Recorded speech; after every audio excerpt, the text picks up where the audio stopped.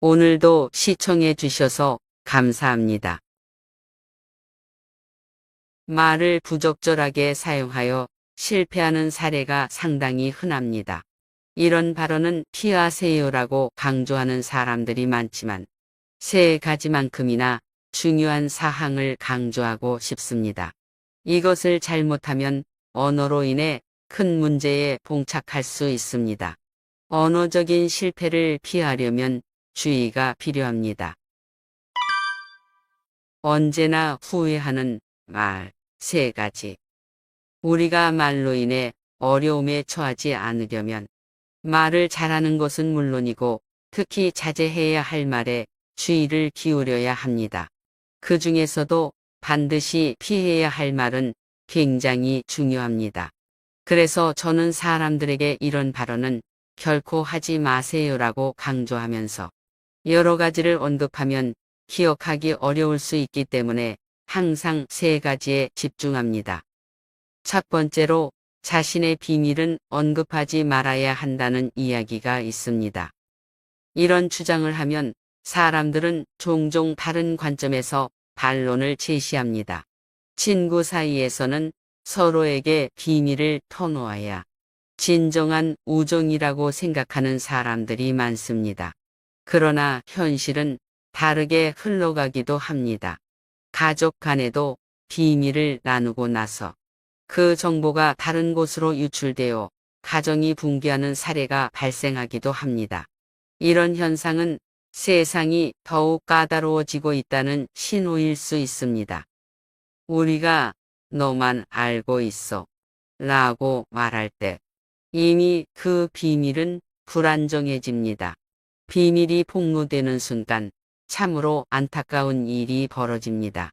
상대방에게 자신의 취약점이 노출되면 우리는 그에게서 굴복할 수밖에 없게 됩니다. 그 비밀을 말하는 순간 우리는 상대방에게서 자신의 취약한 면을 잡힌다는 것을 인식해야 합니다. 이런 친구 관계가 어디까지 갈지는 예측할 수 없습니다. 그러므로 자신의 취약점은 결코 언급하지 말아야 합니다. 이순신 장군님도 말했듯이 내 죽음을 적에게 알리지 말라는 말은 우리 주변에서 적이 될 가능성이 있는 상황이 많다는 경고와 연결될 수 있습니다. 세상이 현실적으로 우리의 내면을 이해하고 공감해 줄 상대가 없다고 느끼지 마세요. 현실은 때로는 어렵고 복잡하다는 것을 명심하세요. 두 번째로 주목할 점은 타인의 비밀을 언급해서는 안 된다는 겁니다. 입으로 망하는 상황 중 하나는 다른 사람의 비밀을 폭로하는 경우입니다. 이것은 약간 역설적일 수 있지만 다른 사람의 비밀을 알게 된다고 해도 그것을 지키는 것이 인간다운 예의입니다. 그러나 어떤 이가 그 비밀을 듣고 나서 언제든지 발설하게 되면 순식간에 그 상대방에게 약점을 드러내는 결과를 초래할 수 있습니다. 따라서 타인의 비밀을 언급해서는 결코 안 된다는 것이죠. 세 번째로 기억해야 할 사항은 험담을 결코 퍼뜨리지 말아야 한다는 것입니다. 이야기를 나누거나 대화를 나누는 과정에서 험담을 하는 것은 어떤 즐거움을 주기도 합니다. 실제로 다른 사람을 향해 불만을 토로하는 것에는 특유의 매력이 있죠. 하지만 그 흥미로운 순간이 지나면 그 험담이 상대방에게 들어가게 되는 현상이 일어날 수 있습니다.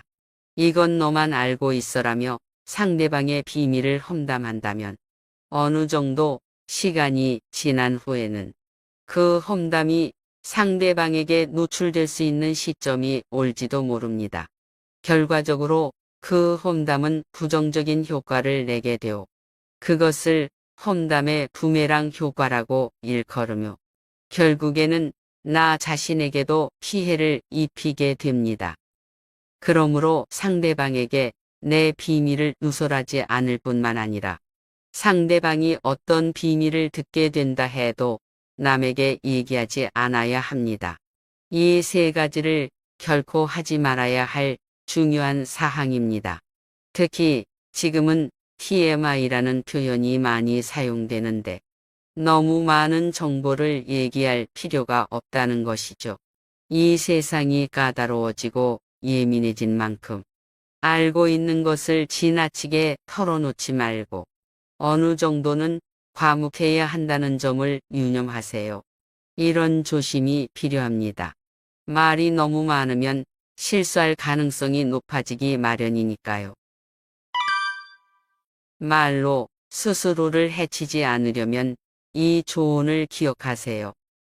말로 스스로를 해치지 않으려면 단 하나만 기억해 두세요.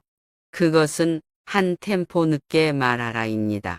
이 표현에는 여러 의미가 내포되어 있습니다.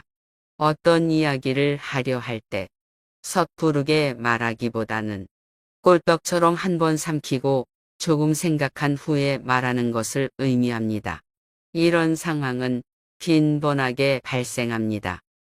나 역시 이런 경우가 빈번한 편인데 기분 좋게 이것도 주고 저것도 나눠줄게라고 약속을 하고 나면 막상 행동으로 옮기려니 귀찮아서 후회하게 되곤 합니다. 이것을 다시 포장하고 우체국까지 가서 보내는 일이 그리 간단한 것이 아니거든요. 그러므로 약속을 해놓고 나중에 후회하는 상황은 많을 것입니다. 그래서 한 템포 늦게 천천히 말하라는 조언을 절대로 잊지 말아야 합니다. 천천히 말하는 것은 여러 면에서 효과가 있다는 사실을 명심하세요. 첫 번째로 말을 천천히 하면 목소리가 조용해지고 정중해진다는 것입니다. 말이라는 것은 모두가 다 정중해지는 것은 아니지만 목소리를 낮춰 천천히 말하면 그 효과가 나타납니다. 이렇게 말하면 목소리가 정중해지고 더 고요한 느낌이 드는데 이러한 특성은 대화를 보다 존중받게 만들어줍니다. 두 번째로 말을 천천히 하면 품격 있어 보입니다.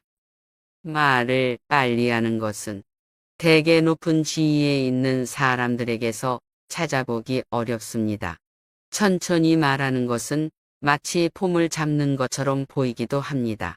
품격 있는 말투는 폼을 유지하는 데 도움이 되며 그 자체로도 좋은 인상을 남깁니다. 세 번째로 말을 천천히 하면 설득력이 높아집니다. 예를 들어 세일즈맨이 제품을 판매할 때 너무 빨리 말하면 사기적으로 들릴 수 있습니다. 그러나 천천히 말함으로써 설득력이 향상되며 이해하기 쉬워집니다. 빠르게 말하지 않고 천천히 말하는 것이 소통에서 중요한 역할을 합니다. 네 번째로 말을 천천히 하면 감정이 더욱 조절됩니다. 빠르게 말하면 감정이 급격하게 전환되기 쉽습니다. 그러나 천천히 말하면 감정을 조절할 수 있어 흥분을 피할 수 있습니다. 말 속의 감정을 조절하면 상황을 더욱 원활하게 다룰 수 있게 됩니다. 다섯 번째로 말을 천천히 하면 언어적 실수를 줄일 수 있다는 것입니다. 이것은 당연한 얘기일 수 있습니다. 천천히 말함으로써 생각을 정리하고 고민할 시간을 갖게 되어 실수를 줄일 수 있습니다. 여섯 번째로 말을 천천히 하면 목소리가 좋게 들린다는 점입니다. 말을 빨리 하는 경우에는 목소리를 제대로 즐길 시간이 부족할 수 있습니다. 그러나 천천히 말하면 목소리가 미적으로 다가오게 느껴집니다.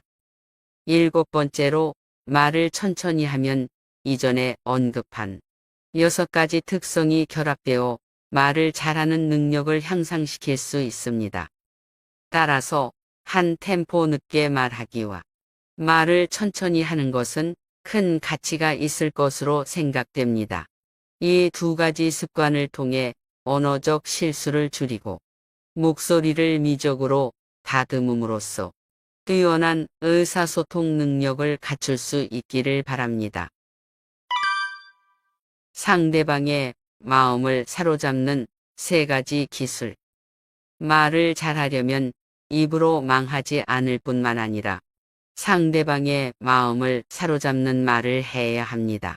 이를 위해서는 딱 3가지만 생각하세요. 첫째로 경청이 필요합니다. 경청은 이미 많이 들어봤을 것입니다. 하지만 우리는 종종 상대방이 말을 끝내면 내가 무슨 말을 해야 할지 고민하는데, 이런 생각을 하지 말고 상대방이 어떤 마음으로 이야기하는지를 정말로 경청하세요. 둘째로 격려가 중요합니다. 격려는 칭찬과는 다릅니다. 칭찬은 어떤 면에서 뛰어난 점이 있을 때에만 이루어지지만 격려는 실수를 했을 때에도 가능합니다. 괜찮아, 잘 될 거야와 같은 격려의 말은 마음을 편안하게 해주고 상대방을 응원하는 효과를 가집니다. 셋째로 겸손이 필요합니다. 과도한 자만심을 내비치지 말고 조금은 겸손하게 말하는 것이 좋습니다. 이렇게 함으로써 상대방은 당신을 품격 있게 여기게 됩니다. 아주 품격 있는 말투로 상대방에게 좋은 인상을 남길 수 있도록 노력해 보세요. 아무쪼록 이 3가지 기술을 통해 좋은 대화력을 키워나가시기를 바랍니다. 진정한 소통을 위한 핵심 말하는 방식. 말하는 방식이 왜 중요한지를 이해하는 것은 상당히 중요합니다. 품격, 품질, 이 모든 것이 어떻게 말하는지에 달려 있다고 할 수 있죠. 우리가 품격이라고 언급할 때 그 한문을 보면 입구자가 3개가 쌓여 품을 이루고 있습니다. 이는 말을 어떻게 하는가에 따라 우리의 품격과 인격이 좌우된다는 것을 의미합니다. 이러한 원리는 군자에게도 적용되어 입을 제대로 다스리는 사람이 군자로 여겨진다고 말할 수 있습니다.